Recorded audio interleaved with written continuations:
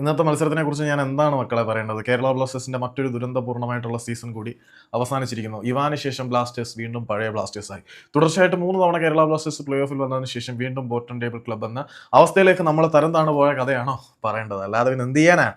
ഏതായാലും കളിക്കളത്തിൽ രണ്ട് ടീമുകളും ഒപ്പത്തിനൊപ്പം പൊരുതി ഹൈദരാബാദിന് വേണ്ടി മലയാളി താരങ്ങൾ വളരെ മികച്ച പ്രകടനം നടത്തി. അത് റബീബ് ആണെങ്കിലും പിന്നെ അഭിജിത്ത് ആണെങ്കിലും സൗരവ് ആണെങ്കിലും പിന്നെ അലക്സജി ആണെങ്കിലും എല്ലാവരും ഒന്നിനൊന്ന് മികച്ച പ്രകടനം കാഴ്ചവെച്ചു. നമ്മുടെ ഡ്യൂസാൻ ലഗേറ്ററിന്റെ ഒരു ഹെഡർ ഗോളിൽ കൂടി കേരള ബ്ലാസ്റ്റേഴ്സ് ലീഡ് എടുത്തു.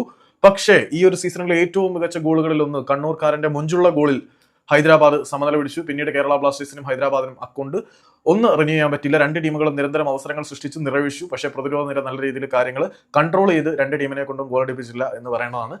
ശരി, മത്സരത്തിന്റെ അവസാന നിമിഷം കുറച്ച് ഹീറ്റ് മൊമെന്റ്സും കാര്യങ്ങളൊക്കെ എത്തിയിട്ടുണ്ടായിരുന്നു. ഈ ഒരു മത്സരത്തിനെ കുറിച്ച് അധികം പറഞ്ഞ് വെറുപ്പിക്കേണ്ട കാര്യമില്ലല്ലോ. കേരള ബ്ലാസ്റ്റേഴ്സിന്റെ ഈ ഒരു സീസണിലെ ഇന്ത്യൻ സൂപ്പർ ലീഗ് പര്യടനം നൈസാമിന്റെ മണ്ണിൽ ഹൈദരാബാദിനെതിരെ സമനിലയോടുകൂടി അവസാനിച്ചിരിക്കുന്നു. ഇത്രയേ ഉള്ളൂ ഈ ഒരു മത്സരത്തിനെ കുറിച്ച് പറയാൻ.